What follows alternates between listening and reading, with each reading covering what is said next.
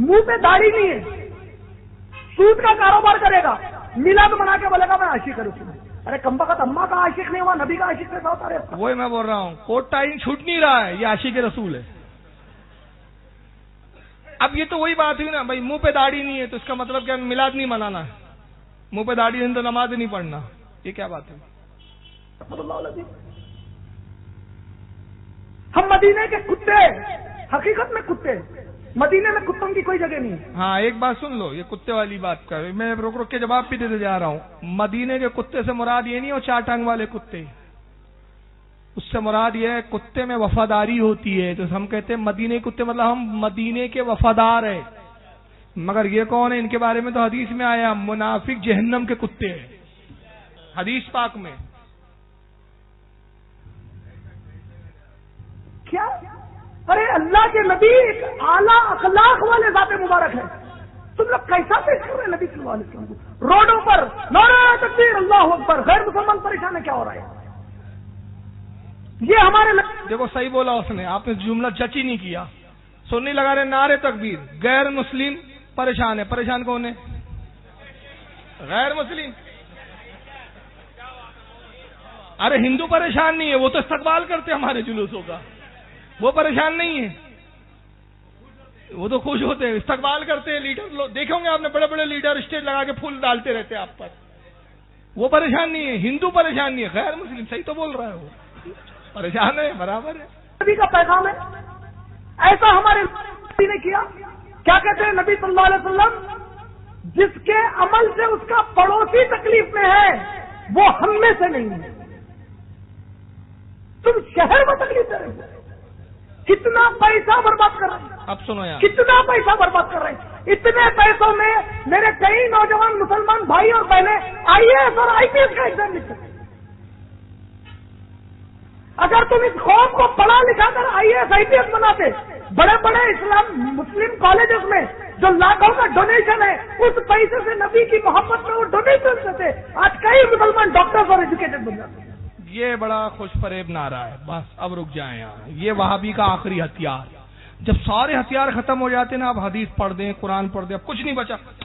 یہ پیسہ فضول خرچ ہو رہا ہے. یہ پیسے میں کنواری عورتوں کے نکاح ہو جاتے، بیواؤں کے نکاح ہو جاتے، غریب بچوں کے نکاح ہو جاتے، لوگ ڈاکٹر بن جاتے. بیٹا یہی سبق ذاکر نائک کو کیوں نہیں سنایا؟ اتنا بڑا اسٹیج مت لگا، ایک چھوٹا سا ٹیبل پہ تقریر کر دے. وہ لاکھوں روپے بچا کے کتنے آئی اے ایس کر لیتے. وہاں نہیں. وہ کیک بنانے کی کیا ضرورت تھی تمہارے آقاؤں کو؟ گرینس ریکارڈ میں نام ڈالیں 3000، چھوٹا سا کیک بناتے، کھانا ہی تھا. تو سمجھ رہے نا، چھوٹا سا کیک بناتے. لیکن وہاں پر نہیں، سارے غریب غربا مساکین کب یاد آتے ہیں؟ جیسی میلاد منایا. یہ بڑے بڑے اجتماع لاکھوں کے کرتے ہیں، لاکھوں کے چینل چلا رہا ہے وہ پیس چینل، لاکھوں کا. کائے کو چلا رہا؟ اتنے میں لوگوں کو آئی ایس بنا دینا، ڈاکٹر بنا دینا. وہاں نہیں. لیکن ایک بات بتاؤں، خدا کی قسم میں اپنے تجربے کی بنیاد پر کہہ رہا ہوں، آپ اپنی کمیٹی کا جائزہ لو، میری سنی حنفی آرگنائزیشن کا بھی میں نے جائزہ لیا، اور ہر تنظیم کا جائزہ لو. ہر سال میلاد منانے میں اضافہ، اور اس کی وجہ کیا ہے؟ ایک محلے میں ایک مجلس منعقد ہوتی ہے اس سال میلاد کی، چھوٹے سے وہ استاد کے مطابق لائٹنگ لگاتے ہیں، اگلے سال لائٹنگ میں اضافہ ہو جاتا ہے، جھنڈیوں میں اضافہ ہو جاتا ہے. پھر اس کے بعد چھوٹا سا جلسہ لیتے ہیں، جلسوں میں اضافے ہو جاتے ہیں، جلسے بڑے. یہ جو اضافہ ہو رہا ہے اس کا مطلب کیا ہے؟ میلاد کی برکت سے اللہ اپنے بندوں کو پیسہ بھی دیتا جا رہا ہے. اور ایک بات سن لیجئے، صرف میلاد کے پیسوں میں ہی غریب کیوں یاد آتے؟ غریبوں کے لیے کیا زکوٰۃ نہیں ہے شریعت میں؟ صدقے نہیں ہیں؟ اجتماعی شادیاں ہمارے ہاں ہوتی ہے، ہم اجتماعی شادی بھی کرتے ہیں. ہر فنڈ کے الگ الگ حصے ہوتے ہیں. زکوٰۃ کا پیسہ سیدوں کو نہیں دیا جا سکتا. دے سکتے ہیں آپ زکوٰۃ کا پیسہ؟ حلال نہیں ہے. سیدوں کی امداد کے لیے الگ پیسہ ہے، ان کو تحفہ دیا جائے گا، غریبوں کو زکوٰۃ دی جائیں گی، مسکینوں کو صدقہ دیا جائے گا. اور اللہ استطاعت دے تو اگر ہمارے ہاں اگر کوئی بچہ پڑھنے کے لائق ہے، کمزور ہے، تو ہم اس کی الگ سے مدد کر سکتے ہیں. لیکن یہ کوئی حکم نہیں ہے کہ میلاد بند کرے اور پھر بچوں کو پڑھائیں. تو ایسے بچے جو جس کی پڑھنے سے ذکر نبی رکتا ہو، اس سے بہتر ہے کہ جاہل رہ جائیں.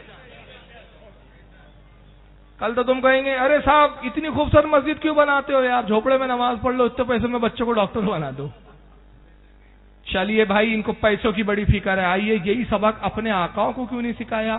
چنانچہ 31 دسمبر کو گزشتہ سال، اب اس سال کیا گل کھلانے والے معلوم نہیں نزدیکی اولادیں، گزشتہ سال 31 دسمبر کو کیا نام ہے اس برج کا، برج خلیفہ جو دنیا کا سب سے بڑا ٹاور ہے، یہ دنیا کا سب سے بڑا ٹاور ہے، یہ برج خلیفہ میں پٹاخوں کا شو ہوا۔ 31 دسمبر کو نئے سال کا انہوں نے جشن منایا ان نزدیکی اولادوں نے، سمجھ رہے آپ؟ کس کا جشن منایا؟ 31 دسمبر جو عیسائیوں کا نیا سال ہے، یعنی عیسائیوں کا نیا سال تو منانا ان کے جائز ہے، لیکن نبی کی آمد کا جشن منانا حرام ہے۔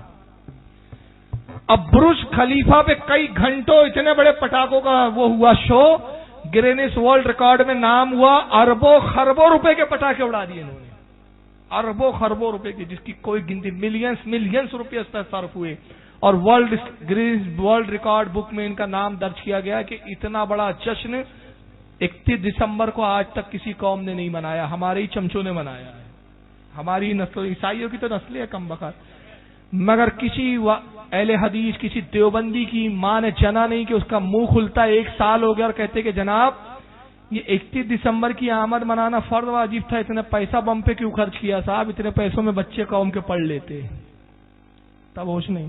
تبلیغی جماعت کو کروڑوں روپے فنڈ آ رہے ہیں، جماعت لے جاؤ بیٹا، 40 دن کے چلے چھٹی کاٹو، وہاں وہ پیسہ بچوں کی پڑھائی کے لیے نہیں آ رہا، سارا پیسہ ان کو بچوں کی پڑھائی کے لیے صرف میلاد النبی میں نظر آتا ہے۔